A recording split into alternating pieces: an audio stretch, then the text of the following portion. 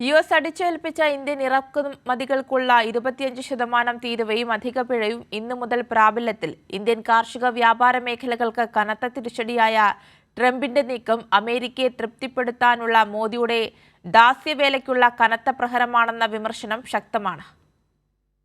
ഇന്ത്യയുടെ സാമ്പത്തിക വ്യാപാര കാർഷിക രംഗത്ത് കനത്ത പ്രതിസന്ധി സൃഷ്ടിക്കുന്നതാണ് ഡൊണാൾഡ് ട്രംപിന്റെ പ്രഖ്യാപനം. ഇന്ത്യ-US വ്യാപാര ചർച്ച തുടരുന്നതിനിടെയാണ് ഇന്ത്യൻ ഉൽപ്പന്നങ്ങൾക്ക് 25% തീരുവ പ്രഖ്യാപിച്ചുള്ള ട്രംപിന്റെ ഭീഷണി. ഇതിനു പുറമെയുള്ള അധിക പിഴ എത്രയെന്നും ട്രംപ് വ്യക്തമാക്കിയിട്ടില്ല.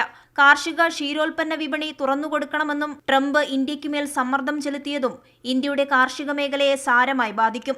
കാർഷിക വിഭവങ്ങൾക്ക് 39%, ഭക്ഷ്യ എണ്ണയ്ക്ക് 45%, ചോളത്തിന് 50%മാണ് ഇന്ത്യ ചുമത്തുന്ന തീരുവ. ഇത് 20%-ന് താഴെ കുറയ്ക്കണമെന്നാണ് US-ന്റെ ആവശ്യം. കാർഷിക ഉൽപ്പന്നങ്ങൾക്ക് ഇന്ത്യ ഏർപ്പെടുത്തിയിരിക്കുന്നത് ലോകത്തെ തന്നെ ഉയർന്ന തീരുവയാണെന്നും US വാദിക്കുന്നു. ഔഷധങ്ങൾ, വസ്ത്രങ്ങൾ, ആഭരണങ്ങൾ, ഇരുമ്പ്, പെട്രോളിയം ഉൽപ്പന്നങ്ങൾ തുടങ്ങി കയറ്റുമതി ചെയ്യുന്ന ഇന്ത്യക്ക് ഉയർന്ന തീരുവ ചുമത്തിയതോടെ വ്യാപാര രംഗത്ത് കനത്ത തിരിച്ചടിയാകും.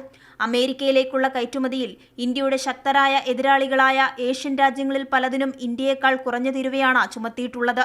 തീരുവ പ്രാബല്യത്തിൽ വരുന്നത് ഇന്ത്യ-അമേരിക്ക വ്യാപാര ബന്ധത്തെ ദുർബലപ്പെടുത്തും. അതേസമയം റഷ്യയിൽ നിന്ന് എണ്ണ വാങ്ങുന്നതാണ് ട്രംപിനെ ചൊടിപ്പിച്ചത്. കൈരളി ന്യൂസ്, ദില്ലി.